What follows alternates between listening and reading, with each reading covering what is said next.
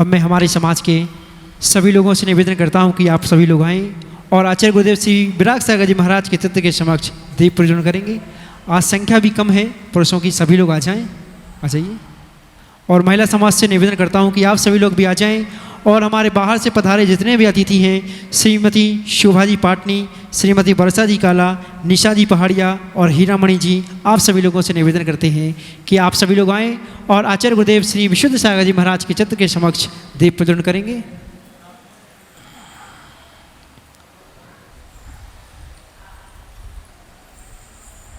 रुचिर दीप्तिकरं शोभादीपिकं सकल लोक सुखाकर मुज्ज्वलम ते मेरे जाले हरम प्रकिरम सदा किल धरामि सुमंगल से ज्योति जलाते चलो, ज्ञान के गंगा बहाते चलो, ज्ञान के गंगा बहाते चलो। चलिए आ जाइएगा। महिला समाज से निवेदन करता हूँ कि आज की धर्म सभा को प्रारंभ करने के लिए श्रीमती पूनम देवी पाटनी जी आएँ और मंगलाचरण करके आज की धर्म सभा का प्रारंभ करें। श्रीमती पूनम देवी पाटनी।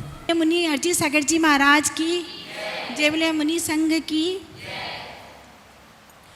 इतनी शक्ति हमें देना माता, आत्मविश्वास से कमजोरी होना। इतनी शक्ति हमें देना माता, आत्मविश्वास से कमजोरी होना। हम चले मोक्ष मार्ग पे, हमसे भूल कर भी कोई भूल होना। हे गुरुदेव, आप अपने मुखारबिंद से अमृतमयी वाणी का रसपान कराकर हम सभी लोगों के लिए कृतार्थ कीजिए। नमोस्तु गुरुदेव, नमोस्तु गुरुदेव, नमोस्तु गुरुदेव। खगिणाए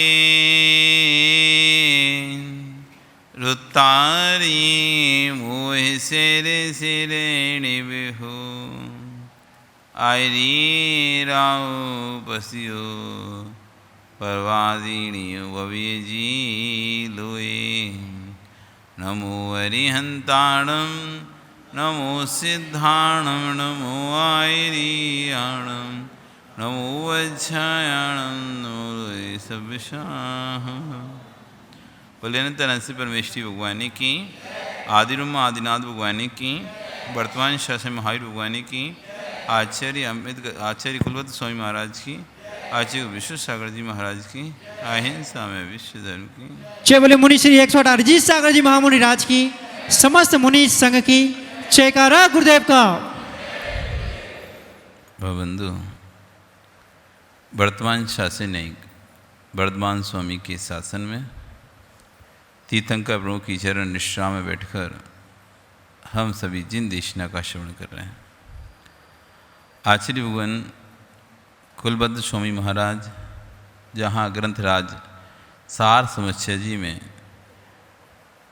तत्व की व्याख्या कर रहे हैं, तो वहीं आचार्य भगवान विश्व सार जी महाराज अपनी पूर्णा में कल समझा रहे थे कि अपने सम्यक के अंग का निरीक्षण करो, निकांक्षित अंग पर ध्यान दो, जैसे अनंतमती ने दिया था।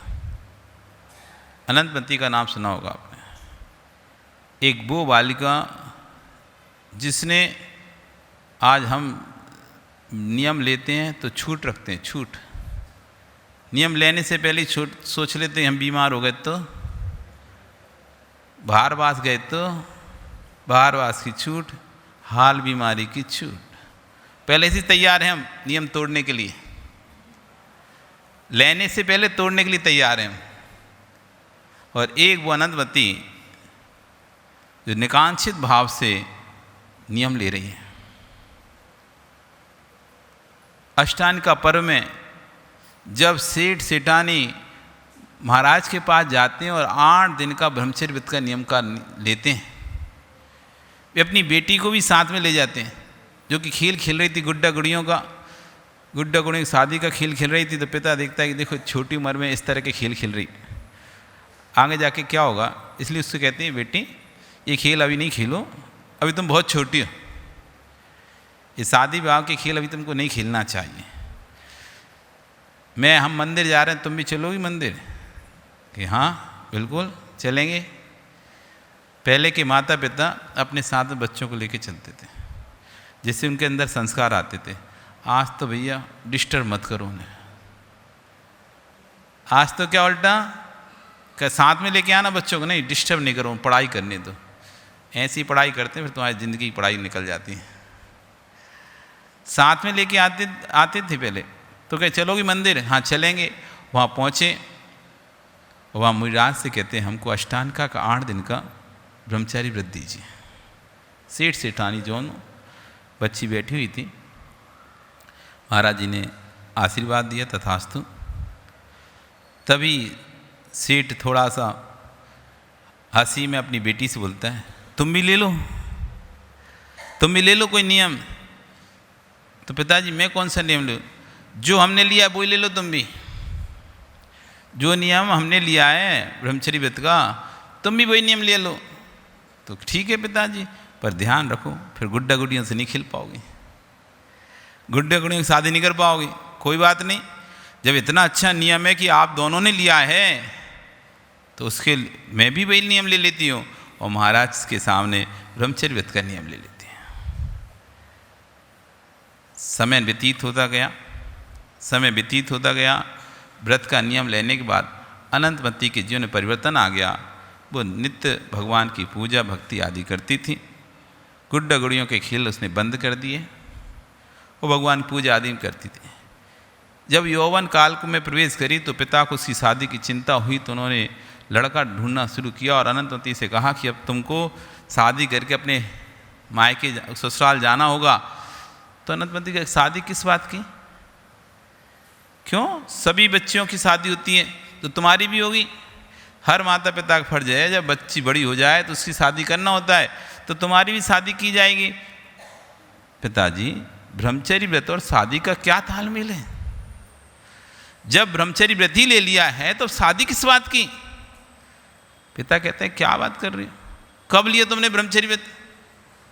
आप ही ने तो दिलाया था, आप ही तो महाराज के पास बोले थे कि इसको भी व्रत दे दो जो मेरा व्रत है। तो उसी समय तो ब्रह्मचर्य व्रत ले लिया था। अरे वो तो हंसी हंसी में दिलाया था। पिताजी व्रत हंसी हंसी में नहीं होते, ना मैंने कोई हंसी में व्रत लिया था, मैंने तो पूर्ण होश वास में व्रत लिया था। पिता के तो होश उड़ जाते हैं, क्या बोले? फिर बोलते हैं वो तो 8 दिन का व्रत था, अष्टांगा के 8 दिन का व्रत था, कोई आजीवन व्रत नहीं था। तो बेटी कहती ना तो आपने मुझे बोला था 8 दिन का कि 8 दिन का लेना है, और ना महाराज ने देते समय बोला था कि 8 दिन का दे रहा हूं। बात हुई थी व्रत लेना ब्रह्मचर्य व्रत, तो मैंने ब्रह्मचर्य व्रत ले लिया। ना 8 दिन की कोई सीमा समय सीमा तय ही नहीं थी, मैंने तो आजीवन ब्रह्मचर्य व्रत ले लिया है। क्योंकि व्रत देते समय कोई आपने समय सीमा तय नहीं करवाई थी। अब बेटी को इतना समझा रहे, इतना समझा रहे, अब बेटी कहती नहीं पिताजी ले लिया तो ले लिया, व्रत ले लिया एक बार, सब ले लिया, अब मैं तो नहीं तोड़ूंगी और मैं तो शादी नहीं करूंगी। बहुत समझाने के बाद ही आखिरी में पिता को ही अपनी हट छोड़नी पड़ी। ठीक है तुम धर्म ध्यान करो। अब देखो इतना धर्म ध्यान की कर रही है, दिन रात भगवान की भक्ति पूजा रखती है, लेकिन कर्म किसी को नहीं छोड़ता है। कर्म तो तुम कितना भी धर्म ध्यान करो, जब उदय में आना होता है तो तब आता है। इतना धर्म ध्यान करने के बाद भी यशपाल एक बार क्या हुआ, वो अपने घर की छत पर बैठी हुई थी और झूले पर झूल रही थी। तभी एक विद्याधर, कुंडल मंडित नाम का विद्याधर ऊपर से निकला और जैसे उसे देखता है तो काम के बाणों से बिछ जाता है। अपनी पत्नी के साथ जा रहा था और इसे देखकर मोहित हो जाता है और उसकी चाह है कि इसके बिना तो मेरा जीवन नहीं है। पर साथ में पत्नी थी तो कुछ भी नहीं बोल सकता था, तो धीरे से पत्नी को बहाना करके अभी मुझे काम आ गया, मैं बाद में तुमको घुमाने लेके जाऊंगा, अभी वापस नगर में चलते हैं। और वापस विमान को लौटाता है और नगर की ओर ले जाता है और पत्नी को छोड़कर वापस अनंतमती को उठाने के लिए, अपहरण करने के लिए लौटता है। इधर पत्नी भी जब अचानक इसको क्या हुआ, ये अचानक जा रहा था और अचानक ऐसे एकदम वापस कर मुझे घर छोड़ दिया, उसके दिमाग में हुआ तो वो भी थोड़ी देर बाद पीछे से उसके पीछे से निकल ली, देखें तो कहाँ जा रहा है ये। इधर कुंडल में आया और अनंतमती को विद्या के बल से उठा लिया, अपहरण कर लिया और अपने विमान में बिठाल के ले जाने लगा। और थोड़ी दूरी ले जा पाए तभी उसने पीछे से देखा अपनी उसकी पत्नी आ रही है रौद्र रूप में, गुस्से में, डर गया, क्या करूं अब तो गड़बड़ हो जाएगा। तुरंत उसने उस पर्णलब्धि विद्या के माध्यम से और अनंतमती को एक गहन जंगल में छोड़ दिया, ऐसे जंगल में जहाँ की व्यक्ति का जीवित रहना ही असंभव है, ऐसे जंगल में उसको छोड़ दिया दूर जाकर। अब वो अनंतवती वहाँ पहुँचकर विलाप कर रही, रो रही है, लेकिन कोई सुनने वाला भी नहीं है। इतना करुण विलाप कर रही है कि कहते हैं कि उस जंगल के जीव जंतु की आंखों में से भी आंसू आने लगे। हाय हाय, ये मैंने कौन सा कर्म किया था जो मुझे अपहरण होकर इस जंगल में आना पड़ा। ऐसे जंगल में फंसने पर तभी वहाँ एक भीलों का राजा भीम आया और जैसी वो इतनी सुंदर अनंतमती को देखता है तो काम वासना से भील हो जाता है। इतनी सुंदर स्त्री, लगता है कोई परी है, कोई देवी है, उसके चरणों में याचना करता है कि मुझे स्वीकार करो, मुझे स्वीकार करो। लेकिन अनंतमती का तो व्रत, ब्रह्मचर्य व्रत, वो तो अपने सील में दृढ़, और उसने कहा तुम दूर हटो। लेकिन वो भील उसको बलात्कार उसका करना चाह रहा था, सील का हरण करना चाह रहा था। जैसे उसने हाथ लगाया और वहाँ का जो रक्षा देव था जंगल का, उसका आसन कंपायमान हुआ। उसने भील की बहुत पिटाई की। जब भील की खूब पिटाई हुई तो वो तो समझ गया कि ये तो कोई देवी है, मैं गलत हाथ डाल दिया, और उसके चरणों में खूब क्षमा याचना की और ले जाकर उसको एक पुष्प नाम के वणिक को दे दिया, एक व्यापारी को दे दिया भील ने उस कन्या को ले जाकर। तो जैसे ही व्यापारी के पास वो कन्या गई तो व्यापारी के भाव बदल गए। उसकी सुंदरता को देखकर उसके परिणाम भी खराब हो गए। वो भी उसको अपना स्त्री बनाना चाह रहा था, काम मानना से भील हो गया। लेकिन जब उसने उसकी बात नहीं मानी तो उसे गुस्सा आया और उसने उसे ले जाके वेश्या को बेच दिया। जैसी वेश्या ने उसे देखा, मुंह मांगे पैसे दे दिए उसको, बड़े को खूब पैसे पाकर बड़े बड़ा खुश हुआ।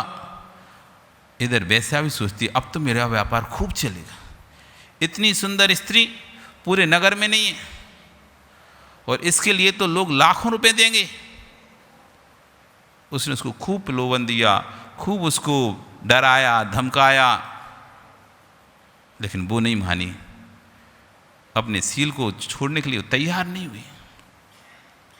तब वेश्या सब साम दाम दंड भेद अपना कर जब थक गई तो उसने क्या किया जाए, तो उसने राजा को जाके बेच दिया, राजा के पास ले गई उसको, और उस अनंतमती को राजा को सौंपकर और राजा से मुंह चाहा, खूब धन ले लिया। राजा भी उसे देखकर कामांध हो गया, इतनी सुंदर, ये तो लगता है कोई देव कन्या ही है, और उसको अपनी पटरानी बनाने का विचार करता है। लेकिन इतने प्रलोभन देने पर भी उसका नहीं, मैंने व्रत किसी आकांक्षा से नहीं लिया था, निकांक्षित भाव से लिया था, मैं अपने व्रत को किसी भी प्रलोभन पे तोड़ूंगी नहीं। आज तो हम जरा सा कोई प्रलोभन देता है और हम अपना तोड़ देते, कोई बात नहीं, बाद में फिर से प्रायश्चित कर लेंगे या बाद में कुछ कर लेंगे। अब परिग्रह का परिमाण तो कर लिया 100 ग्राम का, लेकिन बहुत अच्छा एक कोई वस्तु पसंद आ गई, अब क्या करें। ठीक है, एक काम करो, अपन 2 का मिला के 1 कर ले रहे हैं। अपना सामान से है ना 5 सामान रखेंगे, अब 5 सामान रखेंगे, अब पसंद आ गया, 5 सामान ऑलरेडी थे, 6वां सामान आ गया पसंद, तो क्या करें, नियम तो है ही 5 का, तो 2 को गला के 1 बनवा लिया। ये 2 को गला के 1 कर लो तो 4 हो गए, अब 1 5वां खरीद लें। अपन प्रलोभन के बस अपने नियमों को तोड़ देते हैं। अपनी या तो जीवन की रक्षा के लिए, प्राणों की रक्षा के लिए कोई भी चीज़ भक्त छबक चीज़ का घृण कर लेते हैं। बस प्राण बचना चाहिए, प्राण बचना चाहिए। उसके लिए कोई कहे भैया तुमको ये कर लो, ये करवा लो, ये करवा, सब कुछ करवाने थे। आपका नियम है हमारा, अमुक अमुक इस तरह का इलाज नहीं कराएंगे, लेकिन प्राणों की जब आती है ये तुम तो सब प्रकार का इलाज कर दो हमारा, बाद में देखेंगे। प्राण जब व्यक्ति के आते हैं ना तो सब छोड़ने तैयार हो जाते हैं प्राणों के लिए। और क्या कहता है, जान है तो जहान है। जबकि ये कोई निश्चित नहीं है कि तुम अपना नियम तोड़कर यदि अपने प्राण बचाने का प्रयास करते हो तो प्राण बच जाएंगे। तरुण सागर जी महाराज, उनके समक्ष ऐसी प्रकरण उपलब्ध हो गया, उनके दिमाग की नसें वैसी हो गई, सूख गए पानी। डॉक्टर ने कहा ऑपरेशन ही कराना पड़ेगा। उसके बाद उनके बच भी सकते हैं, तो उन्होंने कहा ठीक है, मैं समाधि करना ठीक पसंद करूँगा, क्योंकि ऑपरेशन के बाद नहीं बचा तो मेरी तो संयम मेरा ख़त्म और प्राण भी ख़त्म। इसलिए कम से कम जब मरना ही है तो संयम के साथ मरूंगा ना। बस अंतर इतना ही है, 4 दिन बाद मृत्यु आएगी, 4 दिन पहले आएगी, इससे ज़्यादा कुछ नहीं होगा। हम दवाइयों से थोड़ा सा जीवन जी लेंगे, और यदि संयम छोड़कर हम जिए भी तो कितना, महीना 6 महीना और जी लूँगा। उसके बाद तो जब मुझे मरना है ही, धीरेण भी मर्तव्यम निधीरेण भी अवश्य मर्तव्यम यदि दोनों ही मर्तव्यम बरम धीरेण तेण मर्तव्यम। धीर की भी मृत्यु होगी, अधीर की भी मृत्यु होगी। जब धीर की अधीर की दोनों ही मृत्यु होगी तो क्यों ना धीरता के साथ मरा जाए। शीलेन भी मर्तव्यम निःशीलेन भी अवश्य मर्तव्यम यदि दोनों ही मर्तव्यम बरम शीलेन तेण मर्तव्यम। शीलवान की मृत्यु होगी और बिना शीलवान की मृत्यु होगी। तुम शील से रहोगे तब भी तुम्हारा मरण होगा, शील छोड़ दोगे तब भी तुम्हारा मरण होगा। जब मरण होना ही है दोनों स्थिति में तो बरम शीलेन तेण मर्तव्यम, तो शील के साथ ही क्यों नहीं मरण करना चाहिए। अनंतमती उसकी किसी प्रलोभन में नहीं आई, कोई आकांक्षा नहीं थी। व्रत के बदले में देखो इतना सब कुछ मिल रहा है। आज तुम्हें कोई व्रत के बदले में कहेंगे 5 करोड़ रुपए देंगे, 10 रुपये करोड़ देंगे, आ जाओ तुम यहाँ भक्ति पूजन छोड़ो तो अमुक जगह जाके नौकरी करने लगो। तुम्हारा नियम है रोज़ मंदिर का अभिषेक पूजन करने का, रोज़ अभिषेक पूजन करने का नियम है। अब तुमको बढ़िया अच्छा मोटा पैसा मिल रहा है और अमुक जगह जाकर काम करना है, लेकिन वहाँ पर मंदिर नहीं है, पूजन अभिषेक नहीं मिलेगा। तो आप कहोगे अरे पूजन अभिषेक से छोड़ो, पहले पैसा देखो, ये तो फिर हो जाएगा। तो ऐसे स्थान पर चले आओगे जहाँ पर तुम्हें पूजन अभिषेक कुछ भी नहीं मिलेगा, धर्म भी नहीं है। ऐसे स्थान से पैसे के प्रलोभन में चला जाता है व्यक्ति।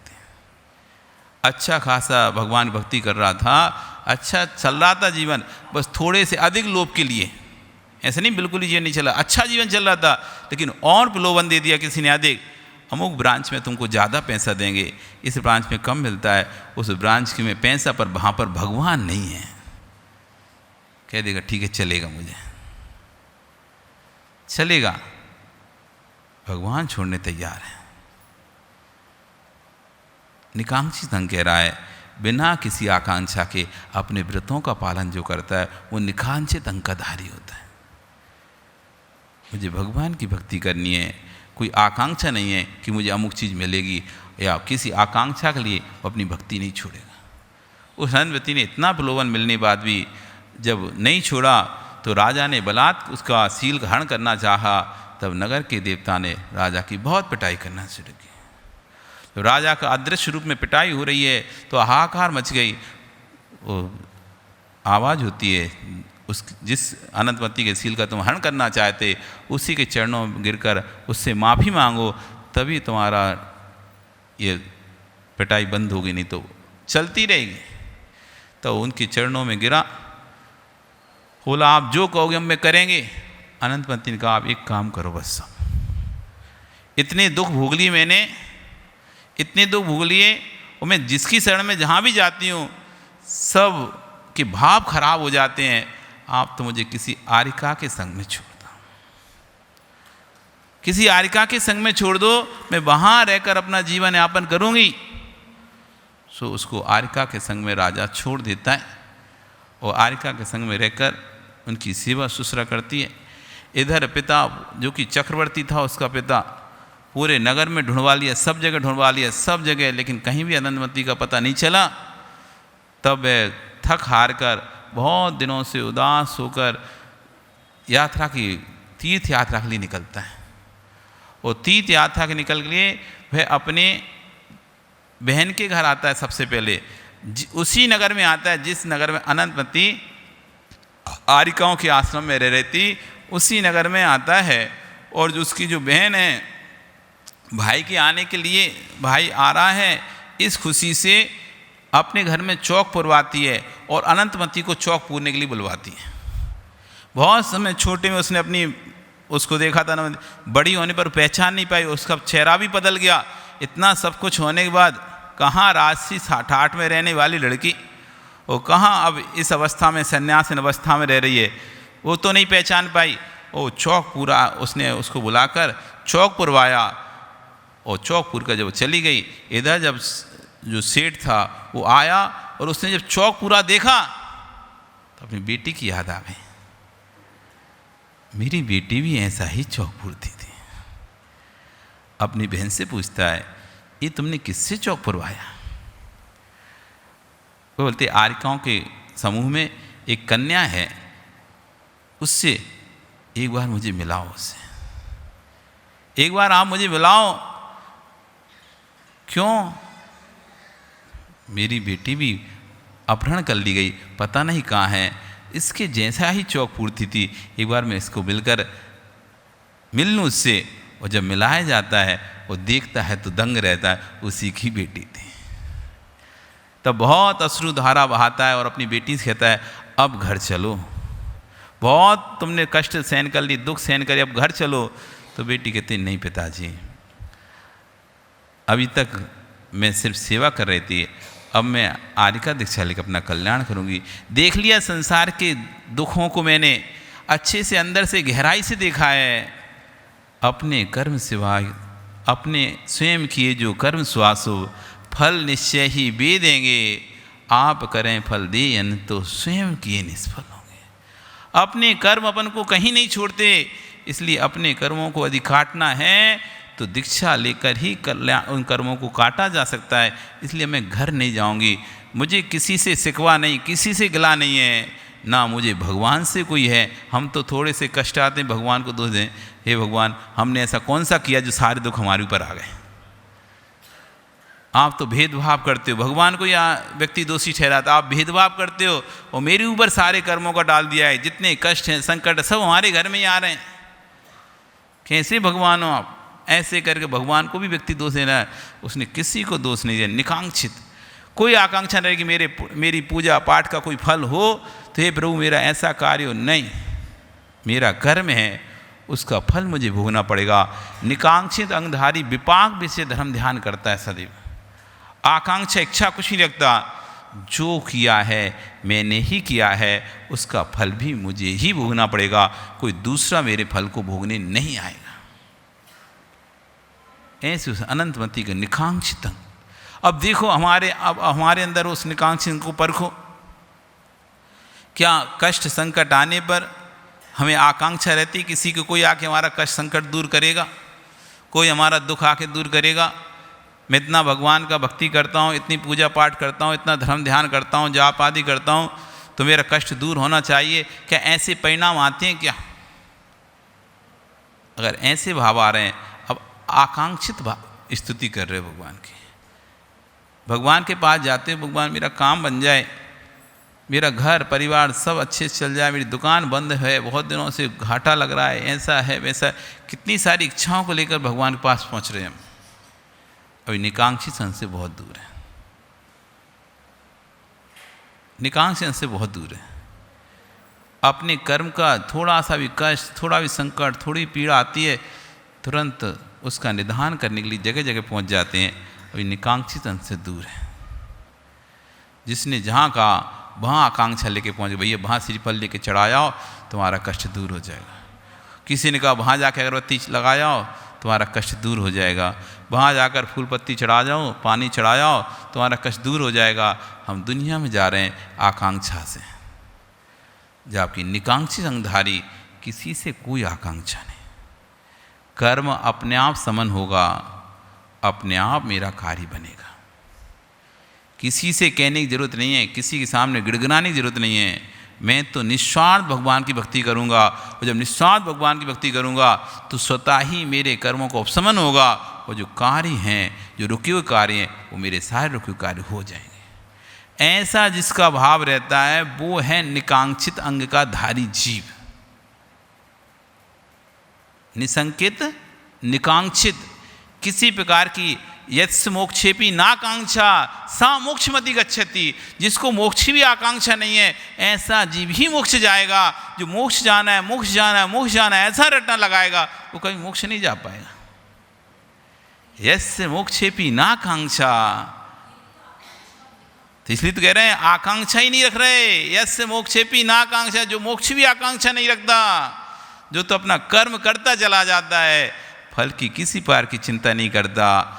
जैसे एक पढ़ने लिखने वाला स्टूडेंट जिसे अपने ऊपर विश्वास है, वो तो पेपर लिखेगा, अपने आप पास हो जाएगा। पास होने की क्योंकि आकांक्षा नहीं है, वो तो लिख के आया है, उसे विश्वास है कि नंबर तो अच्छा मिलना ही है, इसमें आकांक्षा करने की कोई ज़रूरत ही नहीं है। यदि हम अहिंसा, सत्य, अचौर्य, ब्रह्मचर्य, अपरिग्रह, इन 5 व्रतों का पालन करेंगे तो नियम से हम मोक्ष जरूर जाएंगे।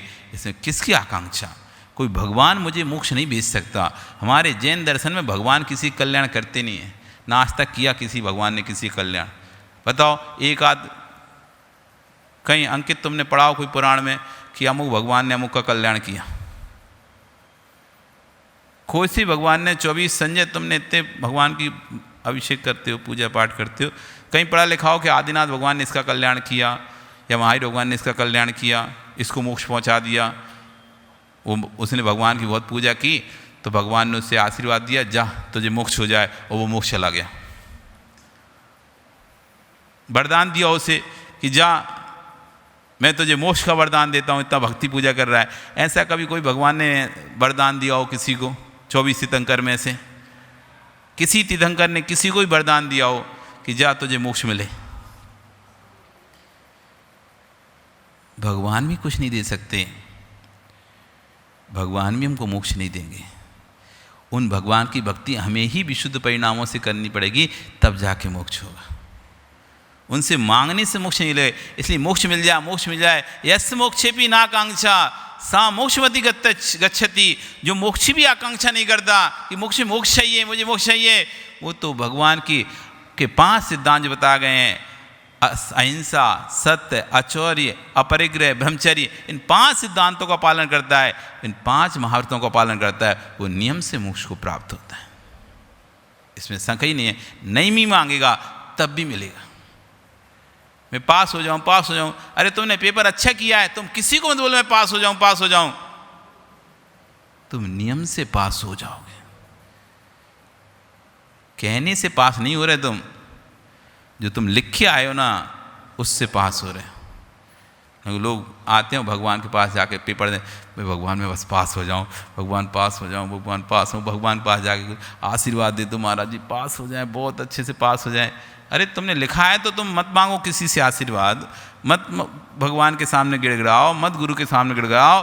तुम्हारा पेपर आपने अच्छे से लिखा है तो कोई आपको फेल नहीं करेगा।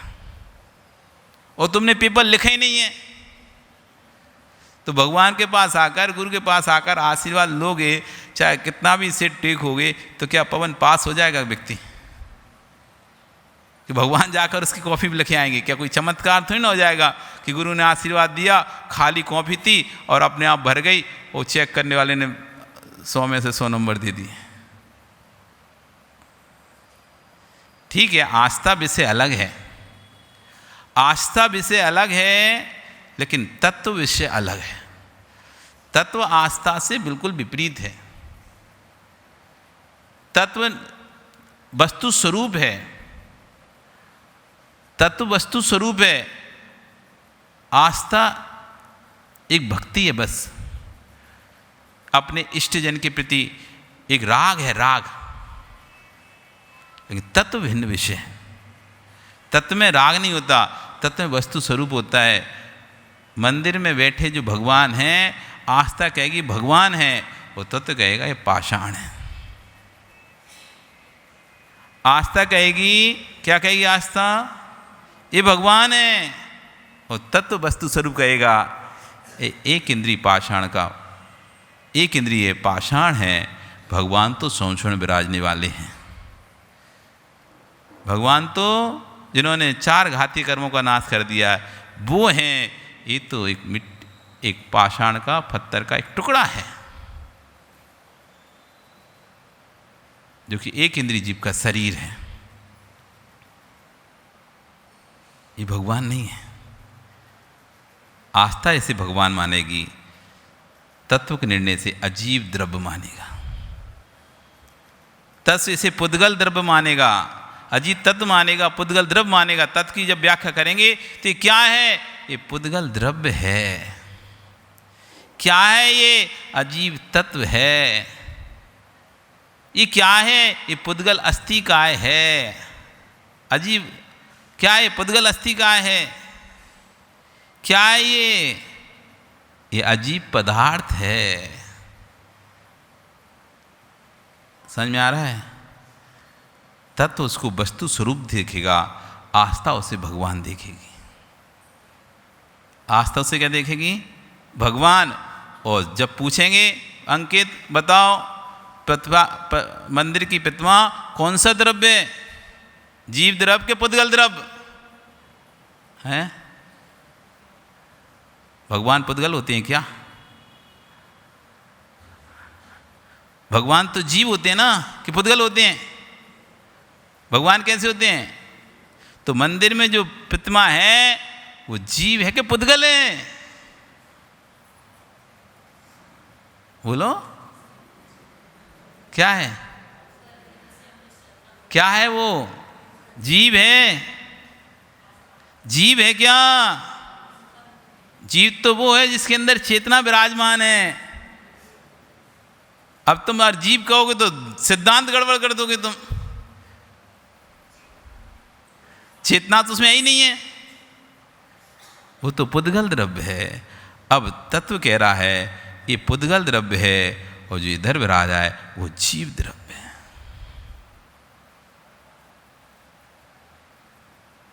जो समुषण विराजा है, जो सिद्धालय में विराजा है, वो जीव द्रव्य है। आ रहा समझ में? आस्था में और स्वरूप में कितना अंतर है। स्वरूप बिल्कुल वास्तविकता दिखाती है, आस्था अंधी होती है। आस्था स्वरूप वास्तविकता नहीं दिखा पाती। आस्था में वास्तविकता नहीं झलक, वास्तविकता से परिचित नहीं होता। वास्तविकता परिचित जाओ फिर आस्था रखो तो वो आस्था कभी नहीं टूटेगी। तत्व के साथ आस्था करो ना। हम बिना तत्व को जाने आस्था करते हैं तो कोई कुछ बोलते, अरे ऐसा कैसे बोल रहे हो, तुम पाषाण बोल रहे हो, भगवान को पत्थर बोल रहे हो। लड़ने खड़ा हो जाएगा जीव। क्या बात कर रहे हो, कैसे पत्थर बोल दिया तुमने भगवान को? तुम सिर्फ आस्था किए थे, तत्व का स्वरूप नहीं समझे थे, इसलिए लड़ने खड़े हो गए। तत्व का स्वरूप समझकर आस्था करते, हाँ वास्तविक में है तो पाषाण, लेकिन हमने स्थापना निक्षेप से इसमें भगवान के गुणों का आरोपण किया है, इसलिए हम इनको भगवान मानते हैं।